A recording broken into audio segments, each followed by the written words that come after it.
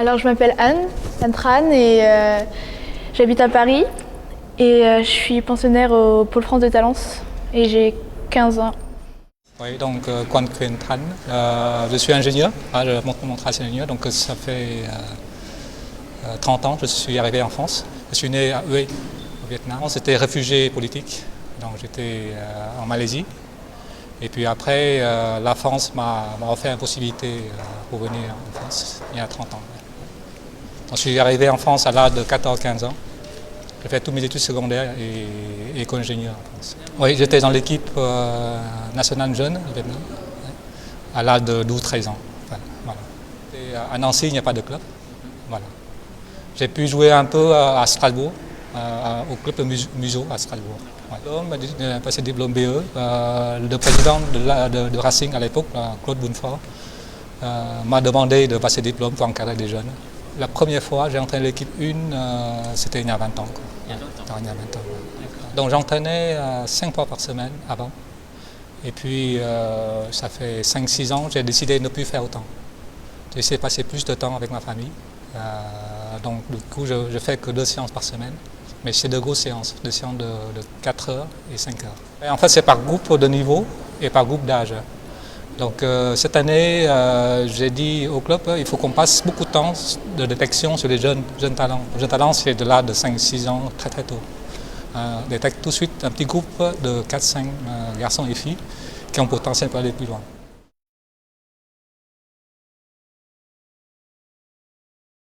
Elle est née sur le terrain quasiment, comme on est tous les deux badistes. Donc à un mois et demi, elle est déjà sur le terrain. Elle est à côté en attendant que nous on jouait pour prendre son biberon. Mais jusqu'à l'âge de 9 ans et demi, elle ne veut pas toucher la raquette. Donc on ne l'a pas forcée, on l'a laissé faire ce qu'elle veut. Donc elle adorait l'équitation et la natation. Ouais. Mes deux parents ils faisaient du badminton, donc j'en faisais naturellement, enfin juste pour moi, comme je les accompagnais, donc en même temps je jouais un peu et tout. Mais c'était pas vraiment le sport que j'adorais vraiment, c'était pas ma passion et tout. Donc je faisais plein d'autres sports à côté. Et ça s'est venu par hasard, parce qu'en fait j'entraînais une autre fille qui est à un bon niveau aussi, qui est Louise Anguillon. Elle était dans les meilleurs minimes à l'époque. Et elle attendait que sa copine finisse l'entraînement avec moi pour jouer après au poupées avec elle.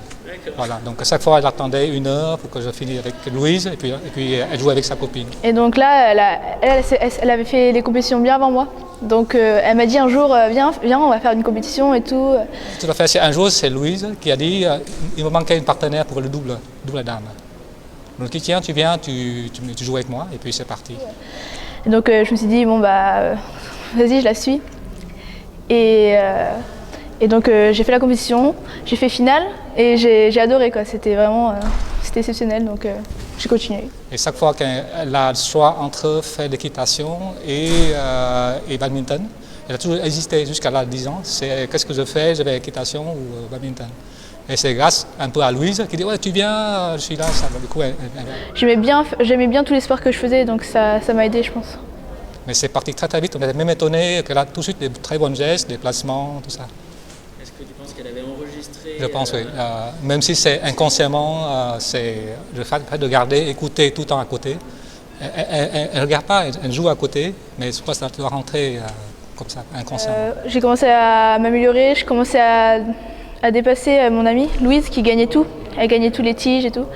Et là j'ai commencé à la dépasser parce que c'est elle qui me donnait plus envie de progresser parce qu'elle me battait tout le temps. Et là, c'est à partir de là que j'ai commencé à gagner quelques tournois et je suis allée au TNJ, j'avais gagné mon premier TNJ en Benjamin 2, je crois. Elle a une capacité de travail. En fait.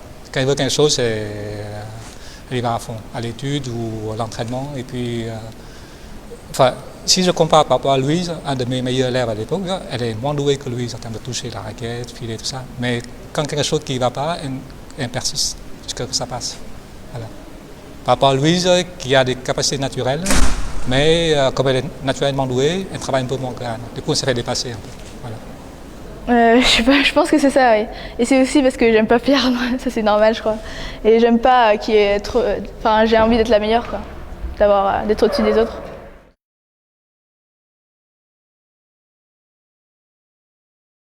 Très dur pour moi parce que sur le terrain, je dois jouer mon rôle de coach. Donc je dois prendre du recul, dire que ce n'est pas ma fille. et travaille que pour l'aspect professionnel, quoi. Technique, réfléchir comment elle fait pour gérer son match, battre l'autre.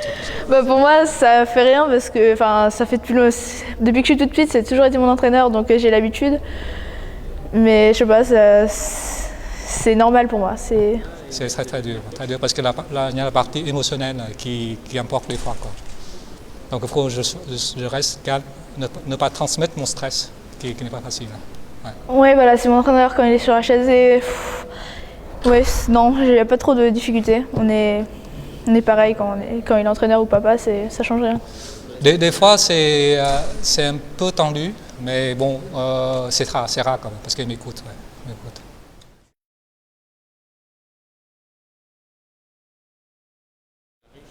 Elle était à Châtenay pendant 2 ans. Au moment où elle a eu son titre, Benjamin, donc il y a une écrivain, l'a proposé de le rejoindre, le pôle de... C'était très jeune, c'était à 12 ans, 13 ans, c'était très jeune. Déjà, il y avait un stage de sélection pour le Krebs, donc je me suis dit bon bah je le fais, et c'est pas sûr que j'y aille, je le fais quand même pour voir comment c'est et tout. Et je l'ai fait aussi avec mon amie Louise.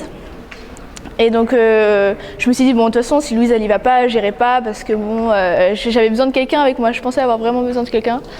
Donc je l'ai passé et ils m'ont dit que j'étais acceptée. Et donc Louise elle n'était pas acceptée et là je me suis dit qu'est-ce que je fais, est-ce que j'y vais pas Et là j'ai parlé avec d'autres pensionnaires du Krebs et tout, ils m'ont dit que c'était génial, que franchement j'allais adorer et donc je me suis lancée et franchement j'ai adoré. On n'était pas très chaud, nous, parce que moi j'ai dit à Anne, tu sais, au club, tu as 5 séances par semaine avec moi. Ici, presque pareil.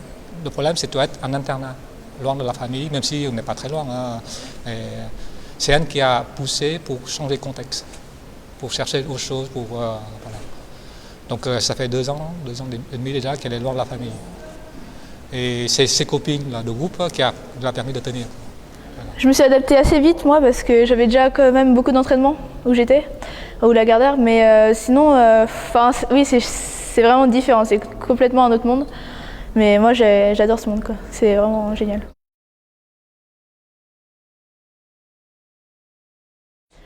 Bah, je pense que Talence, c'est parce qu'il y avait beaucoup plus de niveaux, je pense, qu'à Châtenay. Parce qu'il y avait tous les grands qui partaient, tous les cadets, les juniors ils partaient. Et c'était vraiment ceux avec qui j'étais pendant 2 ans, je restais tout que avec eux. Et donc comme ils sont partis, je me suis dit mais je vais me sentir seule. Et là on m'a dit que à Talence, et là je me suis dit bon vas-y j'y vais, de toute façon je vais voir comment c'est. Et là comme je connaissais déjà du monde à Talence, c'est bien quoi. Si c'est difficile. D'autant plus que le week-end quand elle rentre chez nous, souvent elle doit rattraper ses devoirs. Donc des fois, elle s'enferme dans son bureau, puis travailler. Au début de l'année, c'était dur quand même, parce que j'avais pas l'habitude. Je rentrais plus rarement chez moi. Parce qu'à Châtenay, j'étais à 20 minutes de chez moi, tandis que à Talence, là, je suis à 1 heure en avion, 3 heures en train. Donc c'est différent, mais bon, je me suis habituée et non, ça va.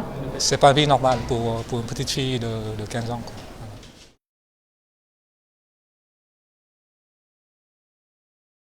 Je pense qu'elle fera un choix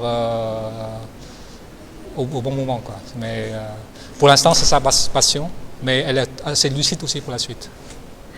Bah, je sais pas encore, parce que en fait, j'ai encore 3 ans quand même, donc c'est beaucoup. Et pour l'instant, j'ai aucune idée de ce que je vais faire. En fait, je cherche souvent, parce que moi, j'aimerais bien continuer le badminton, mais mes études, c'est quand même important, donc je sais pas. Les études, ils n'ont pas trop le choix, en fait. Ils sont obligés d'arrêter le badminton. S'ils veulent faire une étude longue, ils sont obligés d'arrêter le badminton. Qui était mon cas il y a 20 ans. Si je veux faire une étude ingénieuse, je n'ai pas le choix, je suis obligé d'arrêter le badminton. Voilà. Donc elle rêvait d'être pédiatre, c'est son rêve. Donc je lui dis c'est incompatible, c'est clair, c'est incompatible. Donc elle réfléchit, quoi. Donc du coup, tu prends ton pied jusqu'à première, terminale, et puis après tu verras au moment où vous voulez. Voilà. Tu vis sa passion. Ouais. C'est vraiment, le badminton, maintenant c'est vraiment toute ma vie, quoi.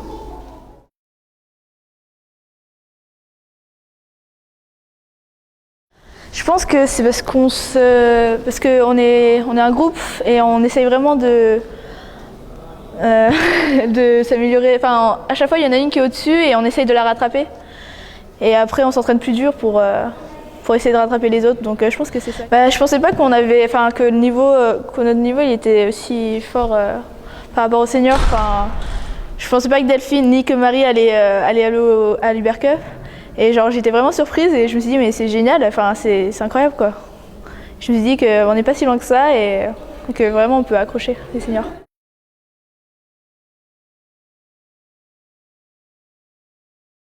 Donc Anne, de temps en temps, je te vois rigoler sur le terrain, même si c'est des moments les plus durs, très serrés dans un set ou dans un match.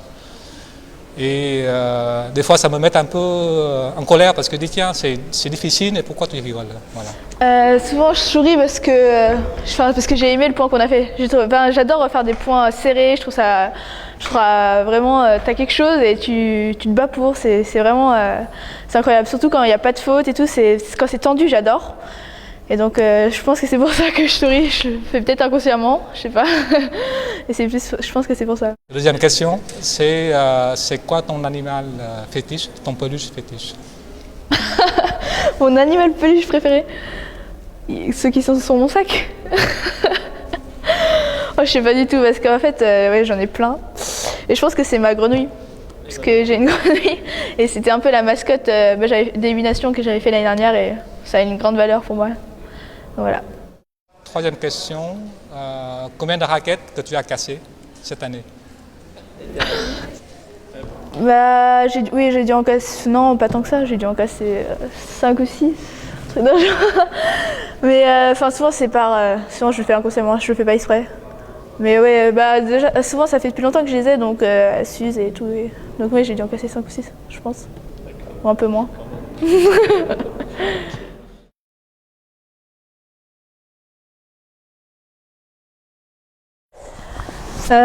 En fille, pas vraiment. Je m'intéresse quand même aux simples dames, mais non, il n'y a pas une joueuse particulière. Mais en simple homme, ouais, j'aimais bien Tofik. J'aime bien Tofik et Peter Gadeux. D'accord. Les deux chouchous. Voilà.